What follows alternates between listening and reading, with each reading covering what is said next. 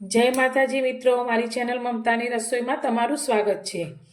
તો આજે આપણે બનાવીશું મગની નવી રેસીપી। તો આજે મગની રેસીપી બનાવવા માટે મેં અત્યારે અડધી વાટકી આખા મગ લીધા છે। તો મગની અંદર પ્રોટીન અને ફાઇબર ખૂબ જ સારા પ્રમાણમાં હોય છે, જે મગ ખાવાથી આપણું વજન પણ વધારે વધતું નથી અને પેટ ભરાઈને ખાઓ છતાં પણ તે પચવામાં પણ હળવા રહે છે અને વજન પણ વધતું નથી।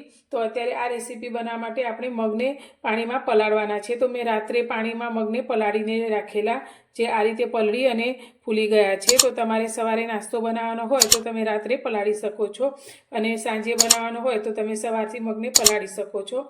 તો અત્યારે હવે આપણે મગને થોડીવાર માટે સાઈડમાં મૂકીશું। હવે અત્યારે મેં અડધી નાની વાટકી જેટલા પૌવા લીધા છે। તો પૌવાને આપણે સારી રીતે ધોઈ લઈશું, જ્યાં સુધી તેનું પાણી ચોખ્ખું ન થાય ત્યાં સુધી। પૌવાને મેં 3 પાણીએ સારી રીતે ધોઈ લીધા છે। તો ધોયા પછી એકદમ સરસ એવા સોફ્ટ થઈ ગયા છે। તો તેને હવે આપણે એક બાઉલની અંદર લઈ લઈશું।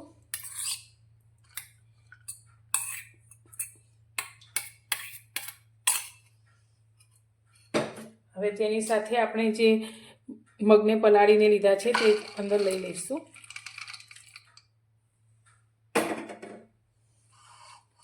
હવે આની અંદર આપણે 2 લીલા મરચાં અને 1 ઇંચ આદુનો ટુકડો લીધો છે, જે અંદર એડ કરીશું।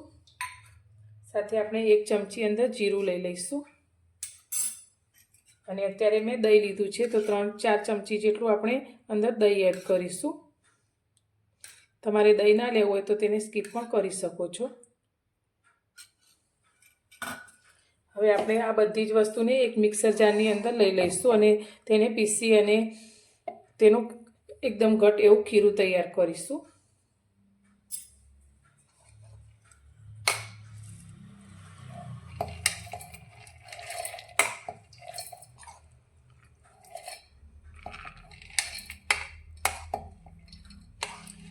ખીરું બનાવતી વખતે આપણને પાણીની જરૂર પડે તો આપણે અંદર 3 થી 4 ચમચી જેટલું પાણી એડ કરીશું।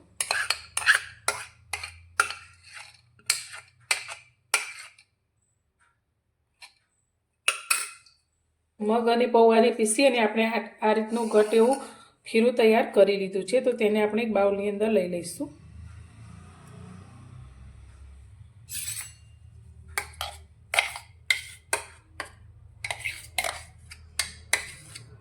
હવે જારમાં આપણે થોડું પાણી લઈ અને બધું જ હલાવી અને અંદર લઈ લઈશું।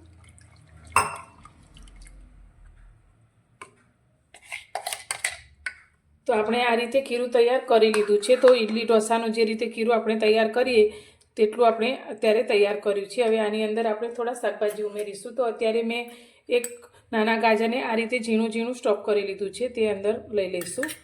તો મેં બધી જ વસ્તુને ચોપરમાં ઝીણી કરીને લીધી છે। તો અત્યારે આપણે કોબીજનો ટુકડો આ રીતે ઝીણો ક્રશ કરી લીધો છે, તે પણ અંદર ઉમેરીશું।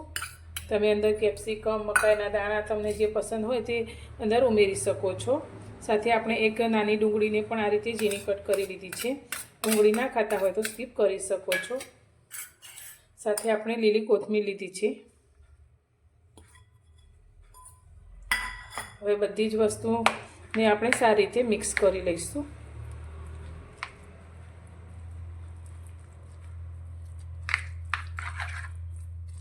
હવે આની અંદર આપણે સ્વાદ પ્રમાણે મીઠું એડ કરીશું। તો અત્યારે 1 નાની ચમચી જેટલું આપણે મીઠું લીધું છે। સાથે આપણો નાસ્તો ફૂલેલો બને તેના માટે મેં ખાવાના સોડા અડધી નાની ચમચી જેટલા લીધા છે, તે અંદર લઈ લઈશું અને બધી જ વસ્તુને આપણે સારી રીતે મિક્સ કરીશું। અત્યારે નાસ્તો બનાવવા માટે મેં આ રીતનું અપ્પે પેન લીધું છે। તો તમારી પાસે અપ્પે પેન ના હોય તો તમે નોનસ્ટિક પેનમાં પણ આ નાસ્તો બનાવી શકો છો। તો અત્યારે આપણે 1-1 ટીપા જેટલું તેલ બધા જ ખાનામાં લઈ લઈશું। તો આ નાસ્તો ખૂબ જ ઓછા તેલમાં તૈયાર થાય છે।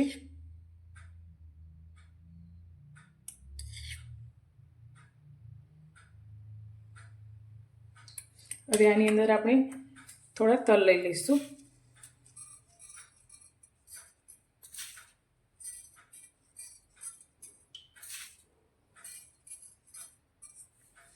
હવે આપણે જે ખીરું તૈયાર કરીને રાખ્યું છે તેમાંથી આપણે 1-1 ચમચી જેટલું ખીરું બધા જ ખાનામાં લઈ લઈશું।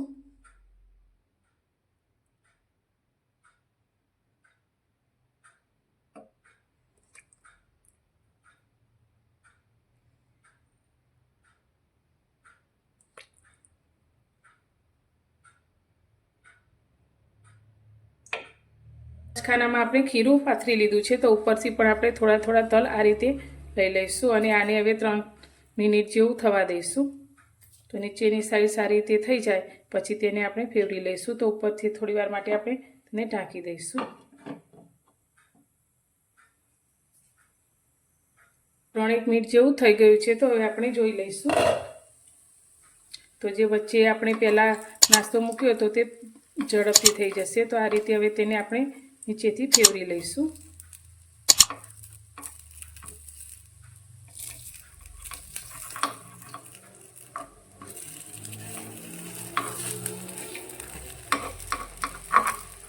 તો એકદમ સરસ એવો નાસ્તો આપણો ફૂલી ગયો છે.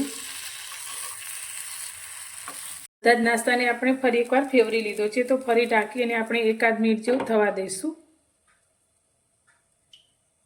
ફરી આપણે નાસ્તાને જોઈ લઈશું. તો બીજી બાજુથી પણ એકદમ સરસ એવો નાસ્તો આપણો તૈયાર થઈ ગયો છે. તો બનેલા નાસ્તાને હવે આપણે પ્લેટની અંદર લઈ લઈશું અને આ જ રીતે વધેલા ખીરામાંથી આપણે બીજો નાસ્તો પણ તૈયાર કરી લઈશું. તૈયાર છે આપણો મગનો નાસ્તો. તો પ્રોટીન ફાઈબરથી ભરપૂર, ઉપરથી થોડો ક્રિસ્પી અને અંદરથી એકદમ સરસ સોફ્ટ એવો આપણો નાસ્તો બનીને તૈયાર થયો છે. તો આ નાસ્તાને તમે ટામેટાની ચટણી અથવા તો કોથમીરની ચટણી સાથે ખાઈ શકો છો. તો તમે બાળકોને આ નાસ્તો બનાવીને લંચ બોક્સમાં પણ આપી શકો છો. તો તમને આજની મારી આ રેસીપી કેવી લાગી તે મને કોમેન્ટમાં જરૂરથી જણાવજો અને પસંદ આવી હોય તો વિડીયોને લાઇક કરજો, શેર કરજો અને મારી ચેનલને સબસ્ક્રાઈબ કરજો. તો ફરી મળીશું એક નવી જ રેસીપી સાથે નવા વિડીયોમાં.